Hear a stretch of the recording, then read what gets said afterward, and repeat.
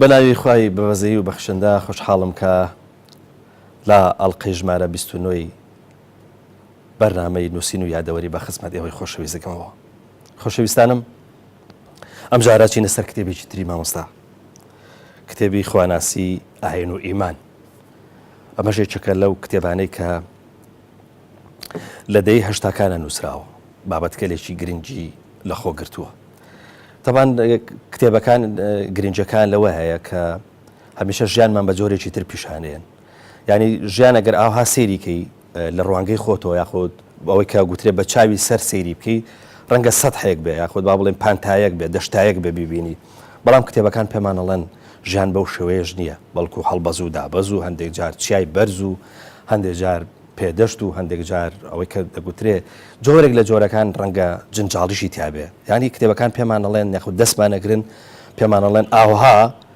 بە تەعامل لەگەڵ جنجاڵیەکان و هەروەها لەگەڵ ئاڵۆزیەکانە بکەن. ئەم کتێبەی مامۆستاش یەکێکە لەو کتێبانەی کە ئەوێت بەشێک لە ئاڵۆزیەکان لە ئاڵۆزە فیکریەکان و ئەو ئاڵۆزیانەی کە دەشێ مرۆڤ تا ئەم لەحزەیەش بۆی گرنگ بێ، تا ئەم لەحزەیەش بیەوێ پرسیاری لەبارەوە بکاوە بیەوێت وەڵامیشی دەستکەوێ. تەمەناوەکەم کە لەگەڵ بەڕێز مامۆستا عەلی باپیر بتوانین کاتێکی باش فرسەتێکی باش وەرگرین بۆ شرۆڤەکردنی کتێبی خواناسی ئاین و ئیمان. تەمەناوەکەن کەم کتێبە بۆ خۆی کتێبێکی زۆر گرنگە، یەکێکە لەو کتێبانەی کە دەشێ وەکو وتم تا ئەم لەحزەیە خوێندنەوەی پێویست بێ، وەلەو ئەو کتێبە بێ کە ئێستاش بۆ ژیانی ئێستامان زۆر گرنگ بێ. لەبەرەوە تەمەناکەم کە بتوانین جارێککە جگە لە بابەتەکانی ناو ئەم کتێبە بتوانین هەندێکی شتی دیکەش سەربار بکەین بۆی کە سوود بە ئێوەی خۆشەویست بگەێنێ. گومانیشی تێدا نییە کە ئێمە مەجبورین لەبەرەوەی کە ناچارین بە کوردەکەی، لەبەر ئەوەی کە بەرنمەکە بۆ خۆی بەرنمەیەکی گشتیە، واتە هەموو چینە جیاوازەکان گوێی لێگرن، ناچار بەوە بین کە هەندێک جار چم من پرسیارەکانم سادە بن، ڕەنگە وڵامەکانی مامۆستاش ئەندازەیەک سادە بن بۆی هەمووان تێبگەن. ئەگەر کتێبەکە بۆ خۆی ڕاستەکەی کتێبێکی سادە نییە، بەڵکو کتێبێکە کە ڕەنگە ئەگەر کەسێک بێ زۆر باش تێبگا ئەبێت چەند جارێکیش بخوێنێتەوە. زۆر سپاس مامۆستا بۆ ئامادەبوونی بەڕێزت. سپاس بۆ ئێوەش بەخێر بێن کاکە پەیوەند. مامۆستا بە لە ناوی کتێبەکەەوە دەست پێ بکەین. کتێبەکە خواناسی ئاین ئیمان، ڕاستەکانی ئیسلام ئەدرەوشێنەوە، ئەفسانەکانی ڕێچکان ئەپوچێنەوە. سیرەکەی هەر لە سەرەتاوە کتێبەکە بڕیارەدا کە ڕاستەکانی ئیسلام بدرەوشێنەوە، ئەفسانەکانی ڕێچکانیش بپوچێنەوە. ڕەنگە ئەفسانەکان ڕێچکان پوچاندنەوە ئەندازەیەک تۆزێک ینی نەرێنی بێ. مامۆستا ئەم بڕیارە چۆن لە سەرەتاوە لە بەرجی کتێبەکەەوە ئەدرێ؟ با پرسیارەکەم ئاوێ. الحمد لله وصلى الله تعالى وسلم وبارك على رسول الله محمد وآله المهتدين بهداه من الصحب والأزواج والقرابة والتابعين لهم بإحسان إلى يوم اللقاء. بخير بن يا أخوة كاك في وانزالي كش خوتو هاو كارانت أم كتابة دیارە لە سێ بەش پێکاتوە، هەر سێ بەشەکە ناونیشانەکانیان کراون بە نیشانی ناونیشانی ئەم کتێبە: خواناسی ئاین ئیمان. ئەم کتێبەم لە ساڵی 1984ەوە ئەو کاتە ماڵمان لە گوندی سەرسیان بوو دەست بە نووسینی کرد، بۆم تەواو نەکرا. جەنابەت دوای ئەوەی کە هەمووی شڕۆڤە دەکەین دەزانی کە سوودم لە زۆر سەرچاوی زانستی و فیکری و فەلسەفی و مێژووی بینیوە، بۆیە پێویستی بە گەڕانەوە بۆ گەلێک سەرچاوە دەکرد. لە گوندی گەڵۆی ماخۆبەزدان تەواوم کردو لە ساڵی 86، واتە 2-3 ساڵێک پێوە بووم، دیارە بە پچڕ. ناونیشانی ئەم کتێبە بۆیە خواناسی واتە معریفەت الله. من جیاوازی دەکەم لە نێوانی خواناسی معریفەت الله لەگەڵ ئیمان کە بە کوردی دەڵێن بڕوا، هەندێکیش وشەی باوەڕ بەکاردێنن کە من پێم وایە باوەڕ لە جێی ثیقەیە، باوەڕی پێ هەیە واتە ثیقەی پێ هەیە، بەڵام بڕوا لە بەرامبەری ئیمانە. ئەوی دیکەشان ئاین. بۆچی گوتومە جارێ پێشەوە بێمە سەر ناونیشانە فەڕعیەک کەی خوارێ. بۆچی دەڵم خواناسی ئاین ئیمان؟ من پێم وایە بۆ ئەوە کە ئینسان ژانێکی تەندروست و ڕێک بگوزەرێنێ و لەو تاقیکرانەوەی کە بەبێ ویستی خۆی تێی خراوە کە ژیانی دنیاە، ئێمە بەبێ ویستی خۆمان خراوینە تاقیکردنەوەیەکەوە. بۆی لەو تاقیکردنەوەی سەربەرزانە دەرچی پێویستی بە پێش هەموو شتێ پێویستی بە ناسینی خاوەن و بەدیهێنەر و پەروەردگار و مشورخۆری خۆی هەیە. چونکە ئینسان دەبێ بپرسێ چێ منی هێناوە. یەکەمین پرسیار ئەم گەردونە شێ خاوەنیەتی، من شێ خاوەنمەم، بۆچی هێناومی، لە شوێ هێناومی، بۆ کوێم دەبا. بۆیە خواناسی کە دوایی جەنابەت حتمەن تەماشات کردووە، خواناسی هەم لە فیتڕەت و ناخی مرۆڤەوە هەڵدەقڵێ، هەم عەقڵیشی لەسەری پێویستێکا کە دەبێت خوا و خاوەنی خۆی بناسێ. دیارە خواناسی جایە لە ئیمان، چونکە ئیبلیس زۆر چاکخوا دەناسێ، بەڵام بە بڕوادار لە قەڵەم نادرێ. هەروەها زۆر لەوانەی کە پابەند نەبوون بە بەرنامەکانی خوا، بە شەریعەتەکانی خواوە، بۆ وێنە کەسێکی وەکو فیرعەون خوای پەروەردگار دەفەرمێ وجحدوا بها واستيقنتها أنفسهم ظلما وعلوا. دڵنیابوون لە نیشانەکانی موسا کە معجزەکانی لەلایەن خواوەن و موسا پێغەمبەری خوایە، بەڵام وجحدوا بها، جحدوا نوکوریان لێ کرد، واستيقنتها أنفسهم بۆچی ظلما وعلوا، چونکە چاویان لەستەم و لە خۆ بەرزکردنەوە بوو. بۆیە گوێیان نەگر بۆ دەنجی ناخیان، بۆ دەنجی عەقڵیان. جا لە دوای خواناسی ئینسان پێویستی بە ڕێیەک هەیە پێیدا بڕوە، ئەو کە تۆ دوای خوات ناسی، ئەو یەقین و دڵنیاییشت بۆ پەیدا دەبێت کە ئەو خوایە سوبحانەهو وتەعالا کە خاوەنی تۆ و گەردوون و دەوروبەرتە، ئەو خوایە لەوە میهرەبانتر و لەوە کاربەجێتر و لەوە بەبەزەیترە کە مرۆڤەکان وێڵکە و پێیان نەڵێ دەبێت چی بکەن، چۆن بکەن، چۆن بژین و چۆن لەو تاقیکردنەوە کە ناچاری کە تێی خراون لە ژیان چۆن دەرچن. بۆیە دەبێت ئاینیان بۆ بنێرێ. خواناسی ئاین. ئیمان جاری وایە کەسێ خوا دەناسێ، ئاینی خوش شارەزایە، بەڵام ئیمان ناهێنێ. ئیمان قۆناغێکی سەروترە. ئیمان ئەوەی کە تۆ لەسەر بناغی ناسینی خوا ئاین و بەرنامەی خوا قبوڵکەی. جا وشەی ئاین لە ئەسڵە زمانیەکەیدا کە وشەیەکی فارسیە بە معنای بەرنامە دێت، بەڵام ئێستا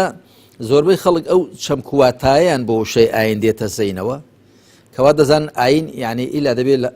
لە ئاسمانەوە هاتبێ و لە خواوە هاتبێ، مەرج نییە. و ئاین کە بەرامبەرەکەی وشەی دینە تەوان، دین بە معنای بەرنامەی ژیان دێت. جا دەگونجێ دینی حەق بێ، دەگونجێ دینێکی ناحەق بێ. بۆی خوا سوبحانەهو وتەعالا هەر جارێک وشەی دینی بەکار هێنابێ بۆ بەرنامەکەی خۆی، وەصفێکی کردۆ بە قەید. بۆ وێنە يدخلون في دين الله ودين الحق الدين القيم دينا قيما، دەبێ وەصفێکی کرابێتە پێوە کێندرا بێ بۆی تەحدیدی کە، یان اليوم أكملت لكم دينكم ئاینەکەتان یای مسلمانینە، یان فأقم وجهك للدين القيم. الدينیش دیسان يعني ئەو ئاینەی کە لەلایەن خواوە هاتووە، چونکە کە ئەلیف و لامی لەسەر بوو تەواوی معناکەی دەدا. ئاینێک کە تەواوی معنای خۆی بدا ئەوەی کە لە خواوە هاتبێ. ئەگەر نا قل يا أيها الكافرون لا أعبد ما تعبدون ولا أنتم عابدون ما أعبد ولا أنا عابد ما عبدتم لكم دينكم ولي دين. كافر دين يعني هي. ما كان ليأخذ أخاه في دين الملك ليظهره على الدين كله. أين حق نارده هو الذي أرسل الرسول بالهدى ودين الحق، دين الحق ليظهره على الدين كله. كواتا لا جاري وایە وەکو گوتم مرۆڤ ئاینی خواش دەزانێ، خواش دەناسێ، بەڵام ئیمان ناهێنێ. لەبەر چی؟ لەبەرەوە کە بەرژەوەندیەکانی لە بەردەمیدا دەبنە پەرچومانع هەروەکو بەرژەوەندە ناشەرعیەکان ڕێیان لە فیرعەون گرت لەگەڵەوەشدا یەقینی هەبوو وجحدوا بها أي بالآيات التي أرسل بها موسى وجحدوا بها نكوريان ليكرت واستيقنتها أنفسهم لدروني شان دا دڵنیابوون کە حەقە بۆچی ظڵمە و علووە چاویان لە ستەم بوو و چاویشان لە خۆبەرزکردنەوە بوو کاتێک مرکز بووبان بۆ ئاین و بەرنامەی خوا ڕێگەی زوڵمی نەدەدان و ڕێگەی خۆ فەڕزکردن و خۆسەپاندنی نەدەدان بۆ ئەو بەزم بازاڕیان لێ تێک نەچێ ڕەفزیان کرد گوتیان نەخێتەوە ڕاست ناکەی دەشیان زانی دڵنیاش بن کە ڕاست دەکات هەروەکو بەسەراتەکەی ئەبوو جەهلی لەگەڵ پێغەمبەری خاتەم محەممەد عەلەیهی سەڵات وسەلام کە ڕۆژەیەکێک لا من نەفەڵی کوڕی حارثە لێ دەپرسێ دەڵێ یا ئەبا الحەکەم ئەتۆ پێت وایە ئەوەی محەممەد دەڵێت چۆنە دەڵێ جا چۆنە محەممەد بە حیاتی درۆمان لێ نەبیستووە ئێستا کە مووی سپی لە لاجایینگی پەیدا بوون تازە درۆیان دەکا بە ناوی خواوە ڕاست دەکا ئەی دەڵێ بۆچی بڕای پێنانی دەڵێ ئاخر عەشیرەتی ئێمە بەنو عەبدوشەمس لەگەڵ بەنو هاشم کە فەڕەسەی ڕیهانین وەکو دوو ئەسپی کە پێشبڕکە دەکەن غارغارێن دەکەن ئێمە هەر لە سەدەمی نەفامیدا ئێمە پەردەمان بۆ کەعبە دەکرد ئەوان ئاویان دەدا بە حاجیان ئێمە میوانداریمان دەکرد ئەوان ئاڵایان هەڵدەگرت ئەوان وایان دەکرد ئێمە وامان دەکرد ئێمە پێشبڕکەمان بوو لەسەر ئیدارەدانی ئەو شار وڵاتە شار دەوڵەتەی کە مەککە بوو ئێستا ئەوان دەڵێن پێغەمبەرێکمان لێنەوە هاتووە ئێمە پێغەمبەرێک لەکوێ بێنین دەبێ عەشیرەتی ئێمە بە دوای عەشیرەتی ئەوان بکەوێت قەت بڕای پێ نایەنین کەواتە نەک هەر ئەو کاتە ئێستاش لەگەڵدا بێ ئێستاش زۆر لەو ڕژێمە میراتی و ڕژێمە تۆلیتاری و خۆسە پێنانە ڕژێمە بنەماڵەی و میراتیانە بۆچی ئامادەنین ملکەچکەن بۆ ئیسلام بۆ شەریعەت جا دێنن تۆمەتی زۆر بۆ تەوژمی ئیسلامی هەڵدەبەستن باشە لە تەوژمی ئیسلامی گەڕ هەروەرە بۆ خۆت موسڵمان بە هەروەرە بۆ خۆت پابند بە شەریعەتەوە بەڕە لە ژێر پێی تەوژمی ئیسلامی دەربێنە ئەو حەقی ئەوان دەڵێن تۆ وەرە جێبەجێیکە جا ئەوە ناونیشانەکە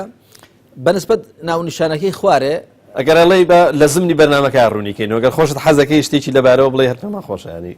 هەر بە کورتی ڕاستیەکانی ئیسلام دەدرەوشێنەوە یعنی ڕاستیەکانی ئیسلام ڕاز دەفەرمین بە ڕەهایی هێناومە یعنی پەیوەندیان بە بووناسیەوە هەبێ چ بە ئیمان و عەقیدەوە هەبێ بە عیبادەتەوە هەبێ بە لایانی کۆمەڵایەتی لایانی ئابووری حوکم و سیاسەت ڕاستیەکانی ئیسلام خۆی ڕاستی بۆ خۆی هەر دەدرەوشێتەوە بەڵام ئەفسانەکانی ڕێچکان دیسان ئەویش بەتایبەت لە بواری بووناسی و ئەمجا چۆنێتی تێڕوانینەکان و ئەمجا دوای هەڵسوو کەوتەکان و ئەمجا سیستمی سیاسی و ئابووری خۆی ئەفسانە بۆ خۆی پوچاوەیە خی پەروەردگار ئەوە لە چی وەرگرتە لەو ئاەتە مبارەکەی کە دەفەرمێ قل جاء الحق وزهق الباطل إن الباطل كان زهوقا بڵێ حەق هات و باطل پوچایەوە پوچانەوە جەنابەت دەزانی کە شتێک هەوای تێدا بێ هەواکەی لێ دەکرد دەڵێ پوچەڵ بۆەوە من پێم وایە باطل ئەو بەرنامانەی لە بەرامبەر ئیسلامدا خۆیان ڕادەنوێنن وەکو بەدیل بۆ ئیسلام من پێم وایە شتێک فویان تێکراوە وەکو میزەڵدانێک وەکو دەبدەبەیەک فوی تێکراوە دەرزێکی پێدا کە باەکەی تێدا نەمێنێ تەماشەرەکە هیچ لە ئارادانیە تۆ تەماشا بکە ئەو دیکتاتۆرەی میسر کاتی خۆی ئەو حوسنی مبارەک لە سەتانەوە تونۆی دەنگەکانی دێنا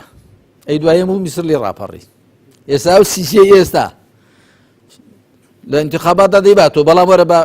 بە ئەو دەسەڵات و جەبر و جەبەڕۆتی بەدەستۆ نجا ئەوجا لە خۆی حاڵی دەبێت وەکو شیعرە عەرەبیەکە دەڵێ سوف ترى إذا انجلى الغبار أفرس تحتك أم حمار ئەگەر تۆز خۆڵ نیشتەوە دەزانین جا کەرسواری یا ئەسب سواری با دەسەڵاتی نەمێنە هەر ئەویش و خەڵکی دیکەش چ لەم هەرێمە چ لە ئاسی عێراق چ لە ئاسی وڵاتانی دی با ئەو قووەتە عەسکەریە لەگەڵ ئەو پارۆ سامانە حرامە ئەو ئیمتیازاتە ناشرعانێ بەدەستەوە نەمێنن جا ئەوجا لێ حاڵی داخۆ بای چەند مامۆستا باس لەوە کرد کە سەرەتای کتێبەکە بۆی من بچمەوە ناو یادەوەریەکەشیەوە سەرەتای کتێبەکەت لە گوندی سەرسان نووسیوە دوایی هەسەکەی کە جەوێکی تەوەتورت هەبووە ئەو کاتە جەوێکی ینی جەوێکی ئاسایی نەبووە بەڵام قسەکە لەسەر ئەوەی ئەم کتێبە کتێبێکی با ئاو بڵێن لە ڕووی فکریەوە قوڵە چۆن دەست گەیشتووە بەم چۆنەڵی ئەم هەموو سەرچاوە و چۆن توانیوت ئەو سەرچاوانە لەو کاتەها کۆکەیتەوە کە جوێکی خراپ هەبووە کە مەسەلەن بۆن منە تۆ زروفی با بڵین کۆمەڵایەتی و سیاسی ینی زۆر لەبار نەبوو بۆی زۆر ئاسان دەست بگا بە شتەکان دوایش ئەم کتێبە ینی لە گوندێکان نووسراوە دوای ڕۆشتووی لە گوندێکی ترا کە مەسەلەن لە بناری قەندیل ئەم کتێبە تەواو کردووە ئەو چەند ساڵەش ینی چەند ساڵێکی پێچووە یعنی لە جەوی ئاوایە ئەم کتێبە چۆن نووسی وڵا کاکە پەیوەندیارە وما بكم من نعمة فمن الله هەر چاکەیەک لە ئێوەدا هەیە هەمووی لە خواوەیە سبحانه وتعالى چونکە من ئێستا کە بیری لێ دەکەمەوە ئەو کاتە تەمەنم 23 ساڵ بووە کە دەستم بە نووسینی ئەم کتێبەکە لە 84 وەکو لە چەند مەڵەوەی لە خەرمانی تەمەنم بەش یەکەم یادداشتەکانیش باسم کردووە ئەو کاتە دیارە من لە ڕژێم مەیلە و قاچاق بووم و لەوێ حاجەقای سەرسیان بەڕەحمەت بێ کە پیاوێکی ڕێز عەشیرەت و ڕیشپێک بوو ساکوڕەکانی بام کە حاجی حوسێن و کە حاجی عەباس کە دوێنێ لە مەجلیسێ پێکەوە بووین و هەندێک بیرەوەری ئەو کاتمان کردەوە ئەو کاتە دیارە بەڵێن ڕژێم ناچار بوو ئەوانەی کە گەڵی بوون هەرچەند حاجیاغا بە ناچاری چەکی بۆ ڕژێم هەڵگر بوو لە دوژمنایەتی بۆ پەیدا بوو بەڕەحمەت بێخوا بەڵام بە هەر حاڵ من لەوێ حاوا بوومەوە لەگەڵ هەندێک خەڵکی دیکەش کە لە دەرێ بوون لەگەڵ وانش هەر زۆر دانومان نەدەکوڵا ئێستا کە بیری لێ دەکەمەوە لەوێ لە گوندی سەرسیان دیارە لە خانوویەکدا بووین خانوویەکی کۆنکرێت بوو لە یادمە لە کەشی هاویندا کتێبەکەم دەنووسی لە ئارەقێدا ڕەش دەبووم خێزانی ڕەحمەتیم ڕوخسارخان خاتو مەلاژن جاجار دەهاتە ژوورێک ئاوێکی بۆ هێنا بام دەیگوت مامۆستا زۆرت گەرمانیە دەم بەرێ وەڵا بەڵام هیچ شوێنی کەمان نەبوو هەر ئەوێ بوو ئەو کتێبانم لە دەوری خۆم بڵاو کردبەوە هەندێک لە کتێبەکان سەرچاوەکان دیارە پەیدام دەکردن هەندێکی بە ئەمانەت وەرم دەگرتن جا کەش و هەواکەی من نەک هەر نائاسایی بوو هەر زۆریش نائاسایی بوو چونکە ئەو کاتە تا من لە گوندی سەرسیان بووم سێ چوار جار دایرەی ئەمن دوێنێ لەگەڵ کوڕەکانی مەرحوم حاجیاغا باسمان کردەوە نەقیب ئەنوەر هەبوو مەسوولی ئەمن بوو لە ڕانیە جارێک بۆ خۆی هات یەک دوو جارێکە خەڵکی کەی نارد دەیانویست کە من پشم سەردانیان بکەم بمگرن لە یادداشتەکانی خۆمدا بە تەفسیل نووسیمە بارودۆخم نائاسایی بوو ئەوە بوو کە دوایش سەرنجام هاتن کە بمگرن و من ڕاوێژم لەگەڵ کوڕەکانی حاجیاغا کرد گوتیان مامۆستا زاهیرن بۆ گرتنەیە دیگەر خۆت دەرباسکەی ناتوانین دیفاع لێ بکەین چی دیکەنی لە توانایوان بە دەربوو ئەوە بوو کە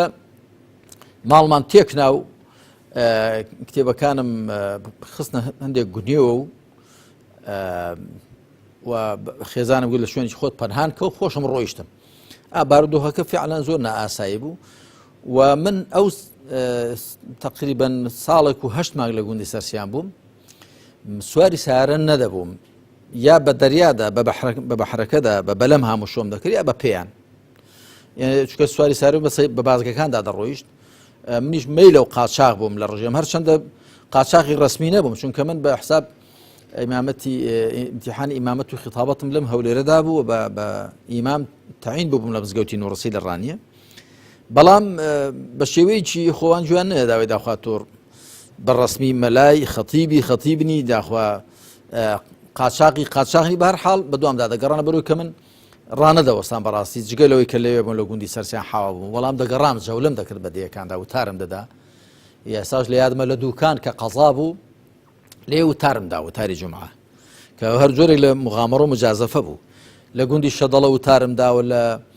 لە گاپێڵۆن لە هەندێک گوندەکانی خۆشناوەتی دەگەڕام لە گوندەکانی منتیقەی پشدەر و لە ئوردوگای بەسەستێن و لە ئوردوگای تووە سووران و لەو شوێنانە کە ڕژێمیشی لێ بوو بەڵام بەرحاڵ من وتاری خۆم دەدا و دەڕۆیشتم ئاوا ئیدی ڕژێم قەڵز بوو بە وجودی من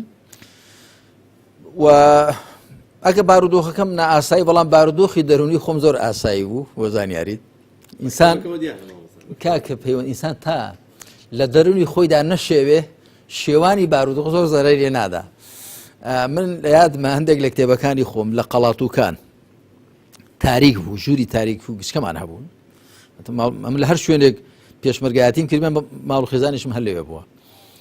جا چکە هەندێک لە مامۆستامان هەبوون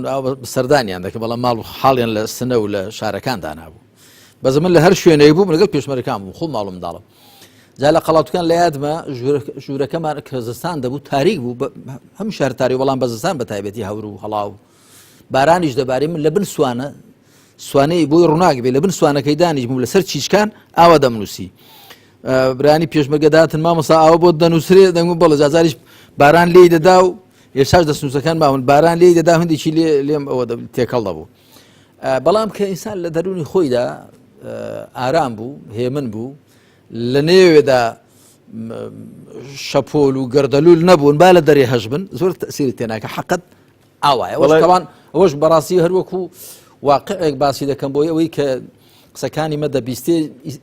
لێی بەهرەمەند بێ هەندێک کەس بیان و بۆ دێنێتەوە وەڵا آخر جەوەکەم تەواو نیە و بارودۆخەکەم وان نیە و جا منەگە بۆت باسکەم لە ڕووی ئابووری و ژیانمان چۆن بوو لە ڕووی کۆمەڵایەتیەوە میوان و خەڵک و خەڵک لەوەتی و بێن دێ خەڵک لەخوا بە زیاد هەر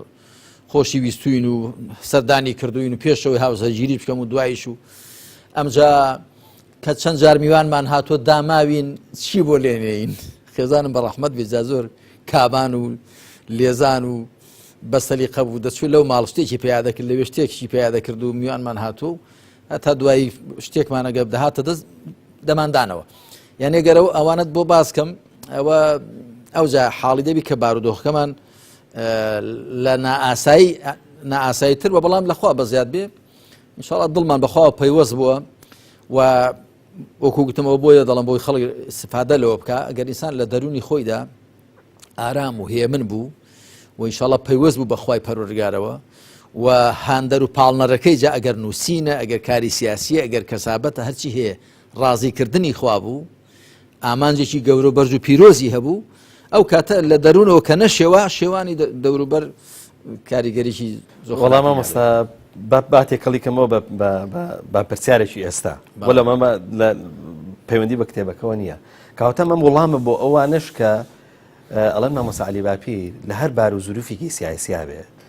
هەر لە هەر واقعێکی کۆمەڵایەتیا بێ ئەو باوەڵین بەرنامەی خۆی تێک نایە دانی بۆ نمونە با ئەو بڵێن نووسین لای تۆ زۆر جار مەبدەئێکی سەرەکیە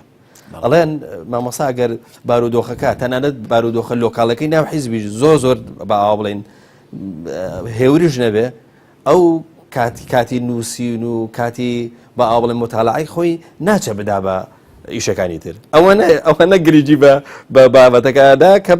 کە حەقی بێ ئەوکەی تر بۆ نووسین و بۆ متاڵعی خۆیان لەگرێت بەڵێ کاکە پەیوەند وەکو عەرزم کردی من مەسەلەی خوێندنەوە ئەگەر ذیکرە ئەگەر عیبادەتە ئەگەر نووسینە دیارە خەڵکەکە زیاتر نووسینەکە دەبینێ و دەبیستێ گە ناخۆ هەر مدەماقەرچی نووسین نین ئینسان دەبێت تحقیق دەکا بیر دەکاتەوە لێ دەکۆڵێتەوە پاشان ذیکر و یادی خوا هەیە قورئان خوێندن هەیە تاعەت و عیبادەتی دیکەت هەیە ئەگەر ئەوانت نەبێ بۆ چۆنی من نەقسەکردنیش و نەنووسینیشت هیچی هەنا و جەوهەری تێدا نابێ ئەوە چۆن دەگونجێ ئینسان جارێ یەکەم ئەو شتانە بکە بە تەرکیزەوە چونکە وەکو کتێبەکانی دەروونناسی دەڵێن ئینسان بەبێت تەرکیزی شتێکی بۆ ناکرێت خی پەروەردگار توانایشی داوامێ ئەو بەهرەی خوایەوە نیعمەتی خوایە بەڕاستی ینی بەڵاوکو واقعیک باسی دەکەم لە ناڕەحەترین حاڵدا دەتوانم کە ئەگە خوا قوبوڵکە نوێژەکەم بکەم بە شێوەیە کە ئاگام لێ بێت چ دەڵێم کە قورئان دەخوێنی کە زیکر دەکەی کە دوعا دەکەی و هەروەها کە دەخوێنمەوە یعنی جاری وایە لە ماڵێ تەماڵمان قەڵەباڵغە هەر بۆ خۆی مەسەلەن کوڕەکان و کچەکان و جارێوە زاواکان و خزم و ئەوانە دێن قەڵەباڵغ دەبێ خۆ منیش ناکرێت بە دیاروانەوە دانیشتن تۆزێ بای حەقی ئەوانە لەگەڵیاندا دەنیشتم و قسە و شتێک و ئامۆژیارێک و یا گوێگرتنێک و پرسیارێک و یا بەشدارێک لە قسەی نوکتەیەکی خۆش و ئەوانە دوایی بۆ خۆم بە خەریکی خوێندنەوە دەبم یان نووسین دەبم دەڵێن جا تۆ لەو هەموو هەراو جەنجاڵت دەڵێم بڕاوکە کە تەرکیزم دەخەمە سەر نووسینەکە وارزانم کەسێ لێ نییە جا ئەو نەکرد لێرە لە سزن ئەوانی خاچی سوور دەهاتن دەیانگوت ئێمە ئەوانی کە دەچین بۆ لایەن خەریکە لەگەڵمان بەشەڕ بێن دڵێن کاکە دەرگەکە بکەوە مە جەماعەتی خاچی سوورین هاتوین دوو سێ قسەتان لەگەڵ بکەین پێویستیەکتان هەبێ گلەیەکتان هەبێ لە وەزعی خۆتان هیوا هەر دەرگەکەمان ناکەوێت هەر تووڕە بەزانانی ئەوە سزەمان کردووە داگو بەڵام تۆ هەمیشە دەرگەکەمان بۆ دەکەی بە ڕوویکی خۆش دڵێ فەرمونون ئەگەر ئاوێکت لە لابێ ئەگەر شتێکت لە لابیان شەربەتی وشکمان لا وجاجار لەنێوکی سە خواردنەکەیدا هەبوو بۆم دەگرتنەوە دەنگفە دووە هەر ئەوەندە قەیشتەکە تۆ بیخۆ ئێستا ڕستقینی دووە پیا دەبێتەوە جا دەیانگوت دەشبینین کە تۆ وەکو بڵێ شێواونی وەزعەکەت ئەوە نیە یا خەریکی قورئان خوێنی یا نوێژ دەکەی یا دەنووسی ئەوە چۆنە میژم وڵای جاخر ئێوە جارێکەم هات دێن میوانن ئەمە دەبێت ڕێز لە میوان بگرین پاشان ئێوە خاچی سوورن گیان لە ویلایەتە گرتوەکانی ئەمریکا خۆی ئەومەتان نەگرتووە دوایی ئێمە هەندێکشتان پێ دەڵێن کاکە خواردنەکەەوە حاڵەکەەوە حسابەکەەوە ئەڵبەتەم کەمتر بەڕاستیان بە حیاتی باسی ئەوم نەکردووە ئەوەی دەخۆم ئەوەی ناخۆم دەموو ئەوانی کە مەسەن پێتان دەڵێن دوای ئێوە قسە لەگەڵ بەرپرسە ئەمریکەکاندا بەرپرسەکانی زینداندا دەکەن کڕوپەر چاکی دەکەن لە ڕووی جلوبەرگەوە لە ڕووی مەسەر ینی پێخەفی خەوتنەوە شوێن و جێگە و ڕێگەوە یا زیادکردنی کاتی ئەکسەرسایز کاتی تەمرین و ئەوانە زیاد دەکەن ئێکەواتەوە سوودمان پێدەگەن نامەکانمان دەگەین بە کەس و کارمان نامی ئەوان دێن بۆ ئێمە دەبێت سوپاسان بکەین هەل جەزا و الإحسان إلا الإحسان بۆ لە ئێوە تووڕە بین و پاشان دەمگوت من کە خەریکی نووسین دەبم یا خەریکی نوێژ یا تاعەتێک لەم ژوورەدا ژوورەکەم 2 مەترین و بە 2 مەترنی بوو قەرەوێڵەشی تێدا بوو قەرەوێڵی ئەوە نا شتێکی ئاسایی و تەختەیەک بوو و شوێنی سەراویشی تێدا بوو جا چەندی لێ دەمێنێتەوە من لەو ژوورەشدا ڕاضی خۆم هەر دەکرد جا کە دەشکەوتمە سەر نووسینە جا بەوانم دەگو بە جەماعەتی خاچی سوێدەنگ وزاری وا هەز دەکەم لە دەشتێکی کاشی بە کاشیم لەو سەری بۆ ئەو سەری پیا بە شەری نابین هێندە سەوز دەچێت هەمووی بەهارێکە دەیانگوت چۆن وڵایی وای تێدەگەم هەندێک جاران خوای تا لە وەزەکە ماوە بۆ فەراح دەکا ئەیوەنی ئینسانی ئیماندار دڵە قەبرەکەی بۆ فەراح دەبێت مەدە نەظەر خۆ پێمان ڕۆحەگەل نێو قەبرەکە دانیە بەڵام بەبەستەوەی کە لە جیهانی دوای مردن بەقەدەرەوەی کە ئینشاءڵڵا کردەوەی چاکت کردووە بۆت خۆش دەبێت بۆت فەراح دەبێت عجایب نییە بە ژوورەش بخوایتە بۆ من فەراحی کە لەبەر چای من باب لە دنیای واقع عیزا فەراح نای بەڵام لەبەر چای من و بۆ هەست و نەستی من وا بێتە بەرچاو من پێم وایە ئەساس کاکە پەیوەند ئەوەی لە دەرونی خۆتدا چۆنی لە خۆت چۆن بیر دەکەیەوە بڕوا بکە ئاوێکی سارد و زوڵاڵ بەو نیەتە بخۆ کە گەرم و پیس و ناخۆشە ڕەنگە هەمان کاریگەری خراپی هەبێ یعنی ئینسان لە قەناعەتی خۆت زۆر گرنگە دەرونی خۆت لە دەروونەوە لەوێدا ئاوەدان بە ئارام بە هێمن بە خوای پەروەردگار وا وەصفی دۆستەکانی خۆی دەکا دەفەرمێ ئەلا إن أولياء الله لا خوف عليهم ولا هم يحزنون الذين آمنوا وكانوا يتقون لهم البشرى في الحياة الدنيا وفي الآخرة ئاگادار بن دۆستانی خوا نە ترسیان لەسەرە نە خەم و پەژارەدا دەگرن لێرەوە گرنگە تۆ ئارام و هێمن بی لە حاڵەتی سیلم و ئاشتی دابی ئیدی لە دەوروبەرتدا خۆ دەوروبەرەکە بە تۆ چاک ناکرێت بەڵام خۆت بە خۆت چا دەکرێی بەڵام دەوروبەرەکە چی لێ بکەی دنیایە و ئێمە لێرە داناوە هەیە خراپە دەکەوە هەیە چاکە دەکەوە ئاڵۆزی دەبێ و کێشە دەبێ و ئەمجا هەموو شتێ بەدڵی ئێمە نابێت و بەڵام گرنگەوە تۆ لە دۆرەنی خۆتدا خۆت وا لێ بکەی کە تۆ لە تاقیکردنەوە دای زۆر تەوەقعاتت لە دنیا نەبێ زۆر ئومێدی لەسەر هەڵ نەچنی پێت وابێ بەهەشتە لە بەهەشتێدای جا فیها ما تشتهیه الأنفس ئەمە زۆر بە خەڵک دەڵێم جا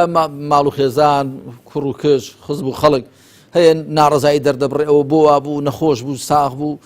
فەقیر بوو هەژار بوو قەرزدار بوو فلان گرفتەی هەبوو فلان کەس تەبیعەتی وایە میش پێ دەکەن و دەڵم بۆ چێت وەزانی لە بەهەشتەی ئەو هەموو چاوەڕوانیان هێز چێ لە دنیاتان هەیە دنیا هەرجی ئەو شتانەیە خۆشیە و ناخۆشی هەورازە و نشێەوە هەتوو دنیاوە خۆی بناسە زۆر تێک ناچی بەو شتانە بەڵام ئەوە دیارەواتان تەسەور کرد هاتوونە بەهەشتێ بۆی دەڵێ دەبێ نابێشی پێم ناخۆشە خۆ بەهەشت وایە مامۆستا با بێنەوە سەر کتێبەکە لە پێشەکی چاپی دووەمە دەنووسی ئەم کتێبە لەسەری سەرەوەی ڕیزی پێشۆی بەرهەمەکانم دانم بەڵێ ینی دوایەوە کە چاوی پیاجێڕیتەوە جارێککی خوێنیتەوە ڕەنگە واقعەکەش بێتەوە بەرچاو جارێکی تر بەڵام ئەڵەی لە ڕیزی پێشۆی بەرهەمەکانی دانم لەسەری سەرەوەش لەسەری سەرەوەش یەکتێبەکانمە گە بڵێن ئاوا ڕەفە بکرێن ئەوە لە سەری سەرەوەی لە ڕیزی پێشەوەشە چ هەشە ڕیزی دووە خۆشە بزانین ئەمە بۆ وەڵا کاکە پەیوەند ئەوە هەم ئەو بارودۆخەی کە کتێبەکەم تێدا نووسیوە ئەو کاتە بەڕاستی ئەو کوچۆن ئێستا ئەڵمانیت بازاڕی زۆر گەرمە سیکۆلاریزم لیبرالیزم تاکگەرایی ئەو بەڵێ دیموکراسی وڵای دیموکراسی ئەگەر لەگەڵی دە ڕاستکەن ئەمە گرفتمان لەگەڵ دیموکراسی نییە گرفتمان لەگەڵ دیکتاتۆری هەیە ئەوکو دەستەواژەکە ڕاستە ئەخ زۆر کە پێی هەڵا دەڵێ بەڵام لەگەڵی ڕاست ناکە بەڵام لەگەڵ سیکۆلاریزمە ڕاست دەکەن چونکە سیکۆلاریزم بە بۆچوونی من جێ پێی نابێتەوە لە عالەمی ئیسلامیدا دینێکە بەشەر دایناوە وەختێک دینی خوارد لە بەردەستدا هەبێ پێویستی بە دینی بەشەر ناکە بە هەر حاڵ جا ئەو کاتە بازاری مارکسیزم و بازاری ماتریالیزم زۆر گەرم بوو بەعسیزم ئەوە ڕژێمێک بوو تەوان خەڵکەکە دەیزانی ئەوە ڕژێمێکی زاڵمە خەڵک مەگەر بۆ دنیا بۆ تەما ئەگەنە کەس قەناعەتی بە ڕژێم بەعس نەبوو بۆ دوایکەوێ بەڵام خەڵک قەناعەتی بەو ڕێچکە و بەرنامانە هەبوو کە باسم کردون ڕێچکە ئەفسانەکانی ڕێچکان کۆی ڕێچکەیە ڕێچکە دەزانی چییە؟ شەقامەڕێ هەیە ڕاستەڕێ وەکو شێخی سعدی دەڵێ من نەدیدەم کەسی ئەزراهی ڕاز گوم شەوت کەسم نەدیوە لە ڕێی ڕازداون بێ بە شەقامەڕێدا کەس بوون دەبێ ئێوە لە سلێمانی و هاتون بۆ هەولێر هەرێ لەو جادە لەو شەقامەڕێ کەس بوون دەبێ لەکوێ ون دەبێ لە ڕێچکان ون دەبێ لە شوێرە ڕێیان جا ڕێچکە ئەوەی کە لە شەقامەڕێ لا دەدا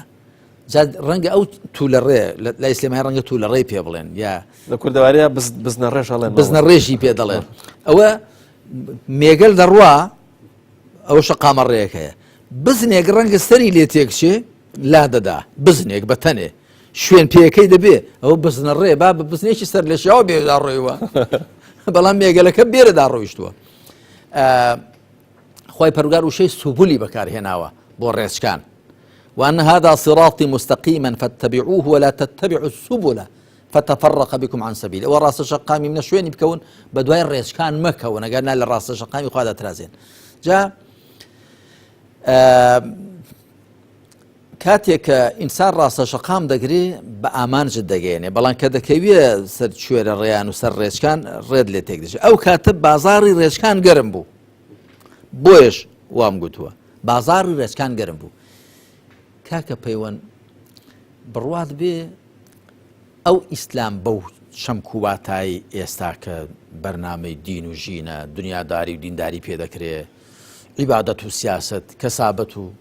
حکم و حکمت بازار و مزگەوت ئەو جۆرە تێگەیشتنە لە دین زۆر کەم بوو دەگمەن بوو دەگمەن من لە یادمە لەگەڵ هەندێک لە کادیرە پێشکەوتوەکانی حیزبێک کە لە ئیسلام و ڕێچکاندا نووسیومە لە شوێنێک و توێژمان بوو مناقەشەمان بوو ئەمن بەتەنێ بووم ئەوانش هەموویان بوون من میوانیشیان بووم بەڵام خۆیان لاگرێ نەجیب بوون ینی وەکو بڵێ ڕێزیان لێ دەگرتمە ئەوانە ئەلبەتە کوڕە خاڵێکی شم لێ بوو دوای بە ڕەحمەتی خوا چۆش پێشمەرگە بوو لێ ڕەنگە ئەوەش مڕاعاتی ویشیان کرد بێ ئەحمەد ئیبراهیم کوڕە خاڵم بوو جا دوای مناقەشە و شەو درەنگ بوو لە گوندی قەڵاتووکان ئەو کاتە لەوێ بوون دووسێ ساعتێک و توێژمان کرد و زستان بوو دوایی هەر تەماشایان کردم و تیان وەڵای تۆمە زۆر پێسەیرە چۆن تۆ بە تاقی تەنێ ئێمەوە حیزبێکی گەورەوران ئەتۆ بە تاقی تەنێ کەس لەگەڵ نییە ئەمجا دەشڵی ئیسلام هێندە ڕاستە ئاخر ئیسلامی چی کاکی چێ بە دوای ئیسلام دەکەوێ بەڵێ خەڵک نوێژ ڕۆژی خۆی دەکە بەڵام ئەوە ئەفسانەیە و ئەوە زۆرمان پێ عەجایبە تۆ زۆر متمانەت بە بەرنامەکەت هەیە بە ئیسلام هەیە بەوە هەیە ئیسلام زۆر غەریب بوو بۆەوە ئێستا چی ئیسلام دەناسێ مش پێکەنیم و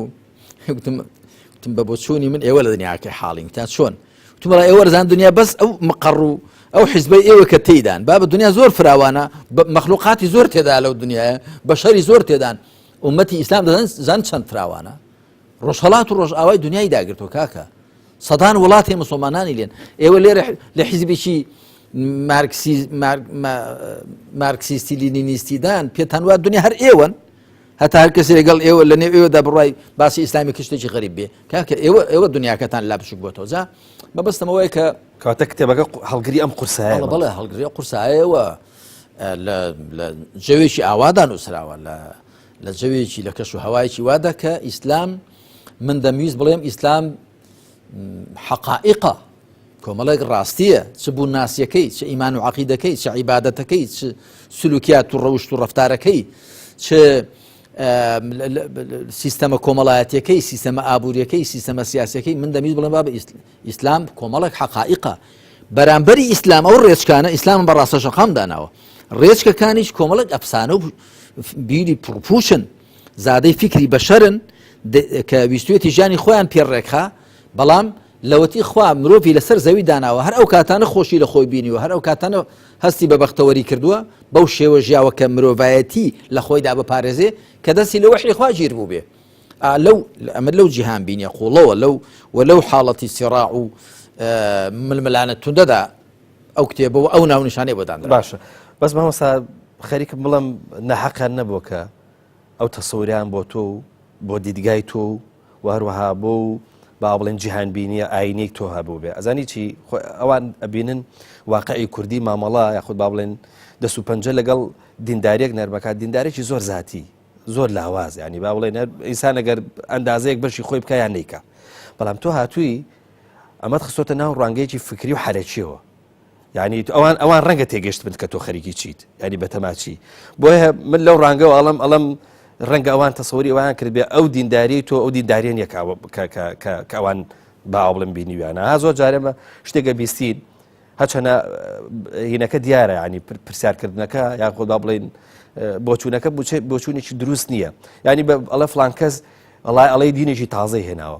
مەبەز ئەوە نییە کە دینەکە خۆی مەسەن دینەکە گۆڕابێ و دینێکی تر هات بێ بەس شێوەی دینداریەکە مامۆستا ئەم شێوە دینداریە گۆڕاوە ینی لە کتێبەکەی تۆیە ئەو شێوە لە دینداری کە توانای ئەم جیهان بینیە گەورەی هەبێ و هەروەها بوون ناسی و هەروەها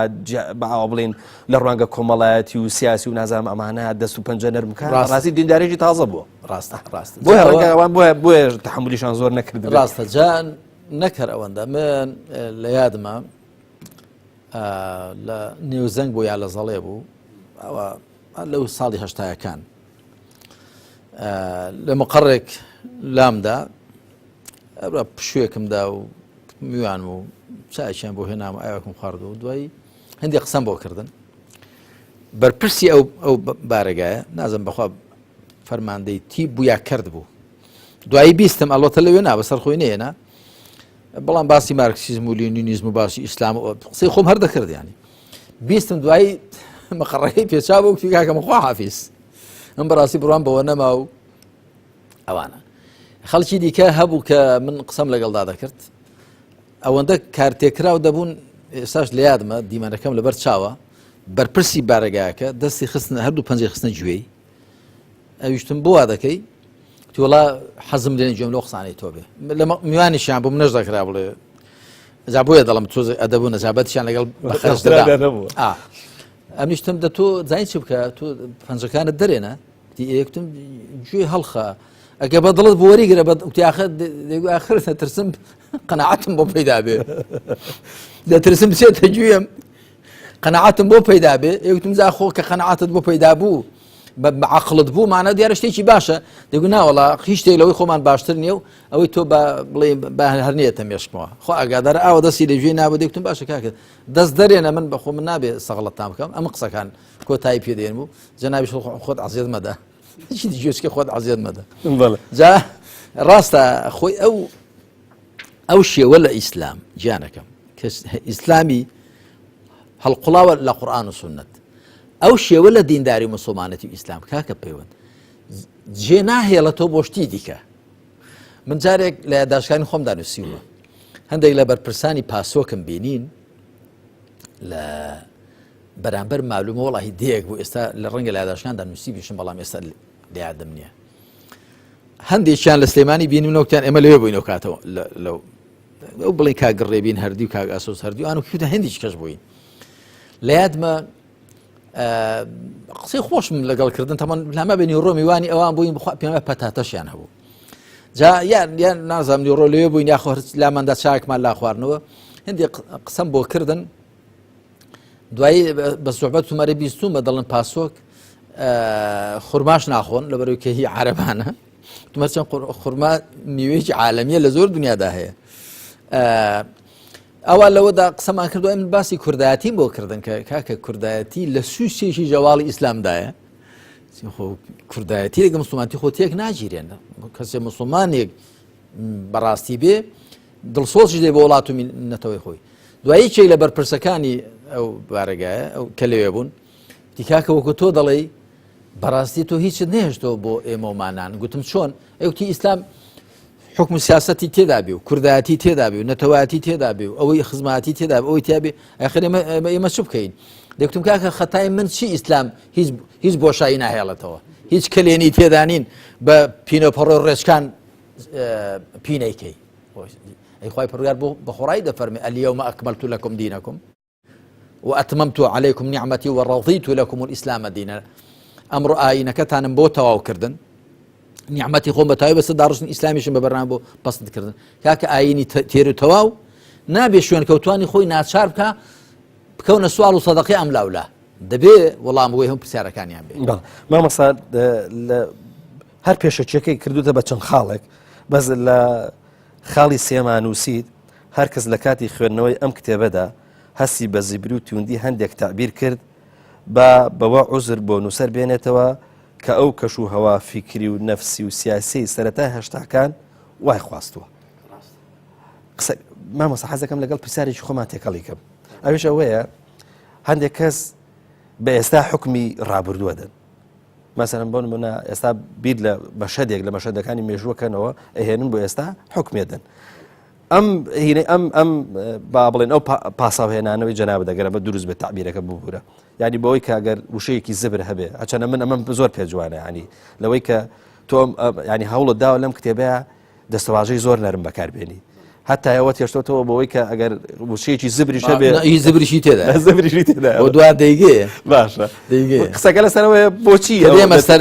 شیتەڵکردنەوە و هەڵوەشانەوەی مارکسیزم و ماتریالیزم و ئەوانە دەیگێ فرۆیدیزم و داریۆنیزم و ئەوانە دەیگێ مامۆستا سەر بە کەشی خۆیەتی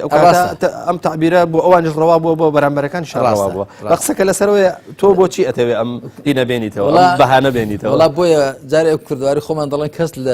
لە شەڕی شەکری نەبەخشێوەتەوە وانە بەڵام بۆی وام گوتووە چونکە من ئێستا ئەگەر ئێستا هەمان مەبەست کە ئەو کاتە گوتومە بیڵێمەوە ڕەنگە هەندێک لەو تعبیرانە بەکارنێنم ئەو کاتە بە تەکیت ئینسان زیاتر دەکەوێتە تەمەنە و زیاتر پێدەگا و زیاتر تێدەگا و وشە و تعبیرەکانی خۆی ڕێکتر دەکاوانە زاگوتومە وەکو کەسێک تعبیرێک وشەیەکی بکەوێتە بەرچاو زبر بێ لەسەر ئێستامی حساب بکە لەسەر ئەو کاتمی حساب بکە ئەوام گوتووە گوتومە ئەوە دەبێت تۆ دەبێت تەقدیری ئەو بارودۆخە سیاسی و کۆمەڵایەتی و دەرونیەش بکەی بارودۆخە تێک جیرانە کە بە تایبەتی لە نێوان ئیسلام کە ڕەوتێکی غەریب بوو لەگەڵ ڕێچکاندا کە دەنگێکی زاڵ بوو ئیدی ئەو کەسەش کە خۆی بە بێهێز دەزانێ یاخود خۆی بە تەنێ دەزانێ خۆی بە غەریب دەزانێت بە ناچاری بە دەنگ زیاتر هەڵێنێ چکەوەی دیکەم و ژاوەژاو و غەڵبەغەڵ و دەنگی وانە ئەتۆ دەبێت دەنگی خۆ زیاتر هەڵێنی جا هەر باشیشە ئینسان کەم و کوڕیەکانی ڕابردوو خۆی ببینێ و خوێنەریش کە دەی خوێنێتەوە با بزانێت کە من ئەگەر ئێستا ئەو قسانەم کردبایە بە تعبیرێک کە بە شێوازیش کە دەم کرد کە دوای جەناب دەیگێ هەندێک وشەی زەق و ڕقی ڕەنگە تێدا هەبێ یا هەندێک وێنە هێنانەوە کە ڕەنگە ئێستا وێنەی دیکە بێنمەوە ئیدی بە هەر حاڵەوەش لەگەڵ قۆناغی خۆی جا ئەگەر ئەو کەسە و هەلو مەرجێ ئەو کاتی فیکری و نەفسی و لەگەڵ ئەو قۆناغی ئەو کاتی تەمەنی من و ئەو کاتە ئەو غوربەت و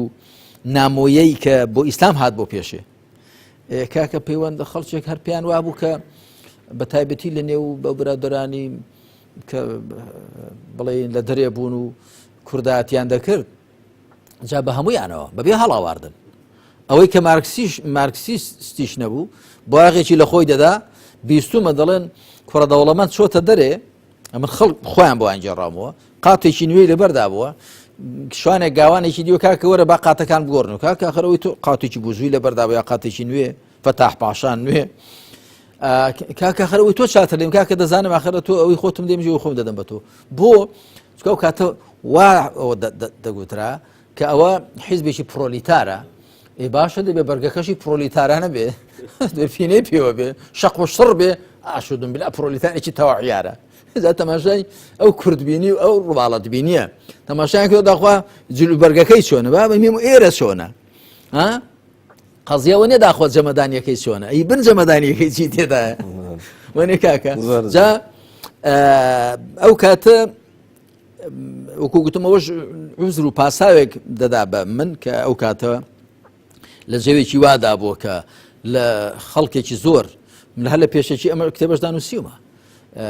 باسم کردووە کە کات خۆی مەسعود محەممەد بە ڕەحمەت بێ هەندێک قسەی دەکردن ئە مرۆڤ و دەوروبەر و لە کتێبی حاجی قادری کۆی ئەوانە ئەو ڕەوتە مارکسیست و چەپ گەراو ئەوانە هەر خەریب بۆ دارەی هەڵجێڕن هەروەکە ئەنەوە بە شەریش نەماوە ئەو کاتە دەنگی ئیسلام ئاوا دەنگێکی غەریب بوو لە حەقیقەت بۆیە منیش ناچار بووم هێندێک تعبیر بەکار بێنم کە